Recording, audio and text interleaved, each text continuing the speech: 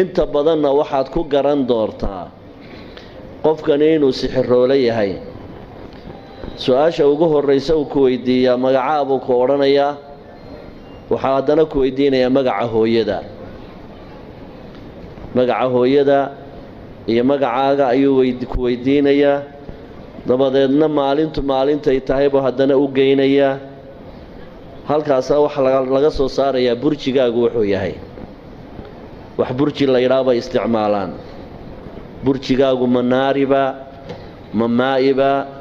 ma hawaa'iba ma turaabiba wax caynkaasay ku odhanayaan marka burjiba burji buu ka baawar weyn yahay bay odhanayaan burjigana waxay ku soo saaraan magacaaga iyo magaca hooyada oo loo bedelay tiro abjadi ah oo maalan magaca hooyada markuu khadiijo yahay kha'du number bay ku leedahay abjadka abjad hawas xudi kaliman waata ku aragteen marka abjad alifkii waaxid bacdii itniin arqaamtaasay ku hoos qoran marka xaraf kasta oo magacyada ka mid ah numbarkii uu lahaa baa loo bedelayaa arqaamtii baa la isu geynayaa marka arqaamtaada wixii 10 gaadhaba 9 baa la tuurayaa wixii 10 ka yar ayaa markaa laga amba qaadayaa wixii 10kaa ka yar baa laga fiirinayaa burjiga aad leedahay laga eegayaa dabadeedna halkaasaa laga howlgelinayaa shayaadiinta iyo jinka waana waxay ku shaqaystaan shayaadiintu calaa ayati xaal haddii aan kuu soo ururiyo in wax laga weydiiyo shayaadiin oo sixiroole loo tago oo la weydiiyo cidday ishu ka dhacday marnaba ha ka sugin inay run kuu sheegaan waxaana suuratagal ah inay adiga isku kaa qallibto ciidankan loo yeedhayo ee la howlgelinayo ee lasoo maxaanku idhaa lugoynayo marnaba inay sagan la'aan ku noqdaan ma yeelayaan waxaanay u badan tahay tay yidhaahdaan culimmadu inqalaba asixru cala saaxiri sixirku wuxuu inta badan isku rogaa qofka saaxirka ama qofka sixirka loo samaynayo ayuu isku rogayaa dhibaataduna isagay ku dambaynaysaa haddaad sixiroole u tagto inaad nabadgelyo kaga soo noqoto ha eegin imaa adigaa waxyeella ku gaadhaysaa diiniyan oo caqiidiyan ama ay waxyeella ku gaadhaysaa naf ahaan iyo jidhkaaga ama ninkan sixiroolaha ee waxaan samaynaya ayay isku laba rogaysaa bidaliili qowlihi tabaaraka wa tacaala walaa yuflixu asaaxiru xayثu ataa boqolkiiba 99 sixirka la qabtaa wuu isbedelaa qaabkii loogu talagalay uma dhaco ciddii loogu talagalayna ma aado ciddii dalbatay iyo cidda dalbaysa ee saaxirka ah labadaasu inta badan ku soo noqda marka waxaan intaa ugu tiigaalayaa oo naseexo iga tahay aad iyo aad baa hadda qarnigan baabkaa sixirka iyo dadka ku shaqaysta ay ugu soo bateen dalka marka inaad ka feejignaataan inaad sixiroole u tagtaan oo aad wax weydiisaan oo salaadiinna la aqbali waayo oo cibaadadiinna la aqbali waayo sagan iyo dhibaatana kala soo noqotaan iyo waxyeello ubadkaaga iyo adiga iyo aakhiradaadba waa wax aad iyo aad u howl badan marka in qaabkaa lagu baadi doono ciddii ishu ka dhacday tamaaman culamaa alislaam waxay isku waafaqsan yihiin inaanay bannaanayn takhyiil baana la yidhaahdaa mana bannaano in la isticmaalo su-aasha shanaadan isweydiinaynaa waxaa weeye ishu hal tusabibu alcaynu amraadan cudwiyatan wa mashkilaatan maadiyatan aw ijtimaaciya cawrida ama yu-ashadu miyay sababi kartaa xanuuno maadi ah oo maalan wadna xanuun ma keeni kartaa indhala-aan ma keeni kartaa waali ma keeni kartaa calool xanuun ma keeni kartaa iyo wixii la mida qofka bini'aadmiga dhaqaalihiisa ma saamayn kartaa qofka bini'aadmiga xasuustiisa iyo xifdigiisa ma saamayn kartaa qofka bini'aadmiga tarantiisa ma saamayn kartaa waxaasoo dhan raad ma ku yeelan kartaa nacam haddii waxaasoo dhan horta qadar ilaahi unbuu hoos yimaadaa waana suurtagal inay qofka dhaqaalaha kala dagaalanto inay taranta kala dagaalanto inay caafimaadka jasadka kala dagaalanto fakayf maxaanay u dhici karayn sababta rasuulkeenu yidhi calayhi salaatu wasalaam xadiid saxiix oo albaani mu saxiix yeelay jaamicu saxiixiisana ku yaala raqamka 1217 أكثر من يموت من أمتي بعد قضاء الله وقدره بالعين ummadana arkaysaan xanuunada faraha badan ee sababa waxa ka dambeeya waa cayn weey waxa suurtagal ah ruuxan in xanuun maadihi uu hayo oo dhakhaatiirtu xanuunkiisii ay garteen laakiin ay u weheliso ishaasina ay awood u yeelato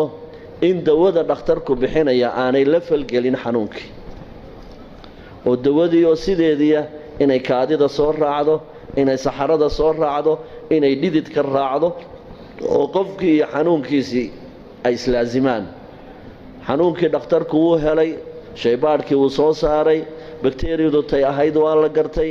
antibiyootigii xaqiiqada ahaa ee dili lahaa waa lagu kaljargareeyey waxaana la ogaaday bakteeriyada fulaankan ku jirta in antibiyootigaasi uu baawar leeyahay uu baabi'in karo dawadii baa loo qorayaa mana ka jawaabaya ruuxii waxaa suurtagal ah in qofkan ay u weheliso cayn awood u leh in ay hor joogsan karto inay isla falgalaan qofkan dhiiggiisa iyo dawadu oo qofkii dawadii lagu wado uun waxna aanay u tarin waa wax dhici kara dhibaatooyin fara badanna way keeni kartaa miisaal yar baan idin siinayaa qof dumar ah ayaa waxaa dhacday mar kasta oo meel farxad leh ay tagto ama ayaamaha farxadda leh ay ka qayb qaadato hadday ciid tahay hadday xaflado kala tahay hadday xaflad aroos tahay mar allaaliya markay meel farxad leh tagto naqaskaa ku dhegaya koomay gelaysaa naqaskaa ku dhegaya koomay gelaysaa halkii baa laga soo qaadaa muddaa markaa dhakhtarka la geynayaa halkaasaa naqaska oxygen lagaga soo saarayaa maalintii dambe ayaa waxaa la abaabulay xaflad aroos inan ay iyadu dhashay baa la aroosayay intaanay xafladda arooska aan la abaabulin ayaa gabadha nin sheekha baa loo geeyey dabadeedna qur-aan buu ku aqriyey waxbaa markaa tilmaamay mashkiladdu halkay ka timi sheekhii wuxuu yidhi waxaynu u baahannahay aahaar in la soo qaado qofkaa ishu ay ka dhacday in waxoogaa d n a diisa wuxuun laga soo helo raadadka jidhkiisa ama dhididkiisa ha ahaato ama haddii rabbigaa xukunkiisa leeyahay candhuuftiisa ha ahaato aduu waxuun noloshiisa xidhiidh la leh inaynu helaa lagama maarmaana tii dheg looma dhigin xafladdii inanteeda lagu meherin lahaa ayay abaabushay gabadhii marka ay xafladdii bilowday ee dadkii isu wada yimaadeen qaybuubay gashay koomay gashay si aanay baryihii hore u geli jirin oo kale u gashay qaybuuba kaamila markiiba iscaaf baa loo dalbay waa la qaaday waxaa loo baahday in cinaaya murakaza ICU in la geliyo oo halkaa lagu xanaaneeyo koomay ku jirtaa dhakhaatiirtii si walba way u baadheen ciladeedan maxaanku idhaa sanbabadii waa caadi wadnihii wax dhibaato ah ma qabo kelyihii waa caadi maskaxda wax dhiigii kuma fura xidid joogsaday iyo xinjir yacni awday midna ma leh dhammaan shaqadii maskaxdu waa caadi dhakhaatiirtii way ku wareereen dabadeedna inan ay gabadhaasi dhashay oo qisadii hore la socotay baa waxay doonatay gabadhii berigaa wadaadku sheegay dabadeedna raashin bay la cuntay iyadoon waxba isu sheegin raashinkii ayaa meeshay gabadhii la tuhmayey ay wax ka cunaysay bay gacanteedii markii hawshii dhammaatay bay in yar oo halkay gacanteedu taabatay oo raashinkii bay soo qaadatay dabadeedna waxay ku soo ridatay qaruurad yaroo biyo ku jiraan ayay ku soo riday biyihii bay soo qaadatay waxay la timi isbitaalkii hooyadeed oo ku jirta ICU-gii ayay dhibic biyo ah ayay afka u saartay dhibicdii biyahayd markay afkeeda gashay ayay mar keliya hindhiso bilowday qofkii koomada ku jiray aad bay u hindhistay wax dhaqdhaqaaqana laguma hayn markay waxoogaa hindhistay ayay indhihii kala qaaday caadi bay noqotay dhakhaatiirtii way dul taagan yihiin way u yimaadeen qofkii oo wax allaaliya wax ka qayirin aanu jirin way iska soo saro fadhiisatay dhakhtaraddii hawshaa haysay iyo neersankii labadoodiiba aad bay u yaabeen waxay ka saareen wixii ay afka iyo u gelgelinayeen iyo howlahoodii yani waxay kala baxeen irbadahoodii dhakhtaraddii markaa ma oga farsamadan yartu ay samaysay aad bay markaa dhakhaatiirtii u farxeen malafkeediina way laabeen waxay dhahan gabadhani way bogsatay markaasaa la balada ka warrama waa maxay sababtu waxay dhahaan dhakhaatiirtii أحيانا يعالج الجسد نفسه تلقائيا أحيانا يعالج الجسد نفسه تلقائيا مرمر با اسكا دعدا قفك جيركيسو عاديا isagoo dib isu rifergareeyo oo dib isu dabiibo oo dib isu bogsiyo marka waxaan u filaynaa iyadoo inay isdhakhtarisay jirkeedu gudaheedii inay dib isu dhakhtarisay ayaanu u filaynaa marka haddaynu muslim nahay waxaynu fahmaynaa qofka bini'aadmiga ah asraar badan baa ku duugan waataynu ka warramaynay nebiyullaahi yuusuf iyo qamiiskiisii iyo sidii nebiyullaahi yacquub waxay kala kulmeen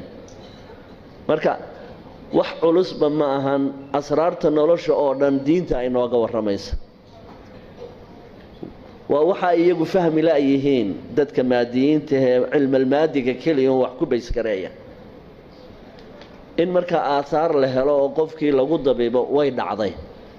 su'aal baa markaa la isweydiinayaa waxa weeye qofkan aynu aasaartiisii soo qaadanay maalan shay buu xidhnaa waynu soo maydhanay shaygii dhididkiisii waan soo qaadanay qofkii baan rabnaa ishu ay kaga dhacday inaan ku daweyno qaabkii ay ugu fiicnaayee lagu soo qaadanayay aasaartana waynagii soo maray xadiidkii rasuulkuna uu lahaa haddii laydinka dalbado inaa u maydhataan u maydho waa waajibe waataan kaaga warrameen ku idhi laakiin baabkaas haddaad soomaali ula tagto way isdilaysaan mashkiladda qof soomaaliya ha ula tegin caada ahaan innagu ma naqaano qof baad cawriday ee aahaartaada isii waa isdilaysaan mashkilad weyn baana ka dhacaysa cadaawad aan weligeed la dabiibin baa idin dhex maraysa qofka waxa markaa tajribe aynu ku ogaanay ama lagu ogaaday culimmadu ay ku ogaadeen qofkoon ku ogeyn inaad raadkiisa qaadan karto nimaanu saaxiib nahay ayaanu xaramkaanu wada joognay xaaskiisa ayaa ilbaa ku dhacday ciddii ku dhacday raadkiisii waa la helay waxaanu ninkii isugu nimi xaramka waa nin iska wadaado isna dee maxaanku idhaa iyo ashadaasumaa ka dhacday ninkii gabadhiisu xanuunsanaysay ee ishu ku dhacday ayaa waxay isugu yimaadeen meel guriya bay isugu yimaadeen ninkii kale ishu ka dhacday waxba muu ogeysiinin sharabaaduu lahaabuu soo qaatay dabeedna wuu dhaqay biyihiisiibuu iska soo qaatay sharabaadkiina waa u qallajiyey halkiisii buu ugu celiyey dabadeedna gabadhuna marka waxay la joogtaa gabadhan ishu ku dhacdeen wakhtigaa xaramkay joogtaa maka dabeedna sidii la yeeli jiray biyihiiba markiiba ku shubay iyadoon isdareemaynin ilaahay caafimaad kaamila taanu waan u soo joogay asartaa waan u soo taagnaa ninka sameeyeyna saaxiib baan ahay